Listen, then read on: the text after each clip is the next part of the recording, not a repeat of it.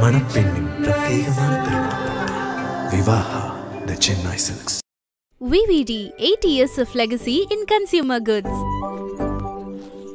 ஆச்சி கொழுக்கட்டை மாவு வந்தாச்சு. ஆச்சி கொழுக்கட்டை மாவிற்கு கொழுக்கட்டை அச்சை கேட்டு வாங்குங்கள்.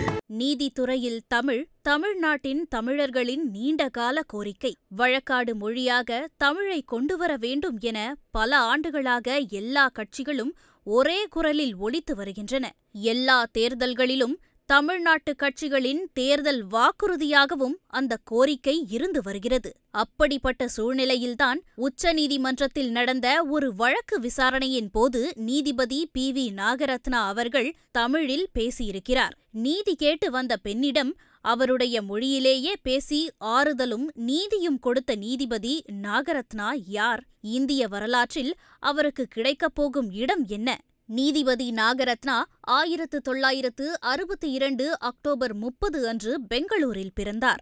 அவரது தந்தை ES வெங்கடராமையா 1989 இந்தியாவின் 19வது தலைமை நீதிபதியாக பணியாற்றியவர். நாகரத்னா டெல்லி பல்கலைக்கழகத்தில் வரலாறு பிரிவில் பட்டம் பெற்றார். பின்னர் சட்டம் படித்து 1987 ஆண்டு வழக்கறிஞரானார். பெங்களூரில் அரசியலமைப்பு சட்டம், வணிக சட்டம், காப்பீடு, குடும்பச் சட்டம் மற்றும் பொது சட்டங்களில் அவர் பல்வேறு வழக்குகளை சந்தித்துள்ளார். 2008 ஆண்டு கர்நாடக உயர்நீதிமன்றத்தில் கூடுதல் நீதிபதியாக நியமிக்கப்பட்டார். 2010 ஆண்டு நிரந்தர நீதிபதியாக உயர்த்தப்பட்டார். 2021 ஆகஸ்ட் 31 உச்சநீதிமன்றத்தில் நீதிபதியாக நியமிக்கப்பட்டார். 2016 500 மற்றும் 1000 ரூபாய் நோட்டுகள் செல்லாதவையாக அறிவிக்கப்பட்டது. இந்த முடிவை எதிர்த்து பல வழக்குகள் தொடரப்பட்டன. 2023 ஜனவரி 2 உச்சநீதிமன்றத்தின் 5 நீதிபதிகள் கொண்ட அரசியல் அமர்வு பண மதிப்பிழப்பு நடவடிக்கை சட்டப்படியானது என தீர்ப்பளித்தது. ஆனால் அந்த அமர்வில் இருந்த நீதிபதி நாகரத்னா அந்த தீர்ப்போடு முரண்பட்டார். இந்தியாவையே அதிர வைத்த அந்த முடிவு நாடாளுமன்ற ஒப்புதலோடு எடுக்கப்பட்டிருக்க வேண்டும் என்பது நீதிபதி நாகரத்னாவின் கருத்தாக இருந்தது. பாஜக அரசின் முடிவு சரியென்றே தீர்ப்பு கொடுக்கப்பட்டிருந்தாலும் நீதிபதி நாகரத்னாவின் கருத்துகள் அரசுக்கு தர்ம சங்கடமான சூழலை ஏற்படுத்தின. 2002 ஆண்டு நடந்த குஜராத் கலவரத்தில் பில்கிஸ் பானோவுக்கு நடந்த வன்முறை நாட்டையே அதிர்ச்சியடைய செய்தது. இந்த வழக்கில் ஆயுள் தண்டனை பெற்ற 11 குற்றவாளிகளையும் 2022 குஜராத் அரசு விடுதலை செய்தது. இந்த விடுதலையை 2024 ஜனவரி 8 உச்சநீதிமன்றம் ரத்து செய்தது. அந்த தீர்ப்பை அளித்தவர் நீதிபதி நாகரத்னாதான். வழக்கு விசாரணை மகாராஷ்டிரா மாநிலத்தில் நடந்த நிலையில் குஜராத் அரசு குற்றவாளிகளை விடுவிக்க முடியாது என்ற அடிப்படையில் தீர்ப்பு வழங்கப்பட்டிருந்தாலும் ஒரு பெண்ணுக்கு நடந்த கொடுமைக்கான நீதியாகவே அது பார்க்கப்பட்டது. மேலும் அவர் ஊழல் தடுப்புச் சட்ட வழக்குகளில் சூழ்நிலை ஆதாரங்களின் அடிப்படையிலும் குற்றம் நிரூபிக்கலாம் என்று தீர்ப்பளித்தார். தொலைக்காட்சி மற்றும் ஊடகங்களின் அளவுக்கு மீறிய செய்திகளை கட்டுப்படுத்துவதற்கான சட்டம் தேவை என்று கருத்து தெரிவித்தார். கர்நாடக மாநில வாகன வரி சட்டம் அரசியலமைப்புக்கு முரணானது என்று 2016 தீர்மானித்தார். கொரோனா காலத்தில் மாணவர்களின் மதிய உணவு உரிமையும் ஆசிரியர்களின் பணியையும் பாதுகாக்கும் வகையில் முக்கியமான உத்தரவுகளையும் வழங்கினார். உச்சநீதிமன்ற நீதிபதிகளுக்கான சீனியாரிட்டியில் தற்போது 5வது இடத்தில் இருக்கும் நீதிபதி நாகரத்னா 2027 செப்டம்பர் 24 முதல் அக்டோபர் 29 வரை இந்திய உச்சநீதிமன்றத்தின் தலைமை நீதிபதியாக பதவி வகிக்க வாய்ப்பிருக்கிறது.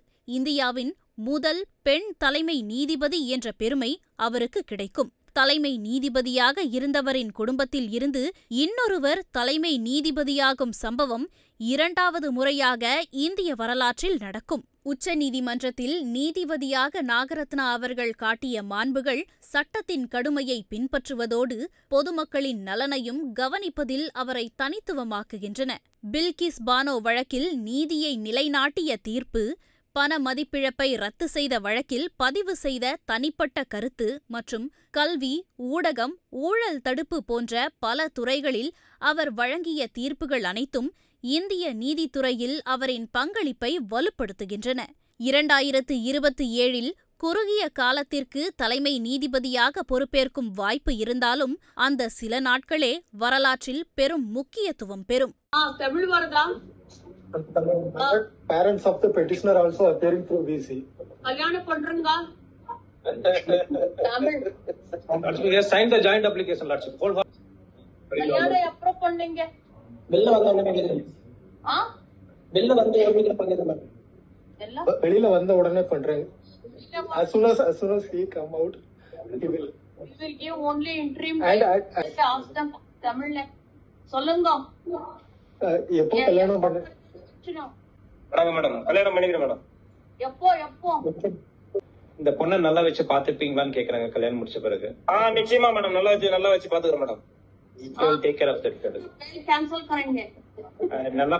நல்லா பாத்துக்கலன்னா பெயில கேன்சல் பண்ணிடுவாங்க சொல்றாங்க. கண்டிப்பா மேடம் நல்லபடியா பாத்துக்கிறேன் மேடம். மணப்பெண்ணின் பிரத்யேகமான திருமணம் Vivaha the Chennai silks. VVD 80 years of legacy in consumer goods. Aachi கொழுக்கட்டை மாவு வந்தாச்சு. ஆச்சி கொழுக்கட்டை மாவிற்கு கொழுக்கட்டை அச்சை கேட்டு வாங்குங்கள்.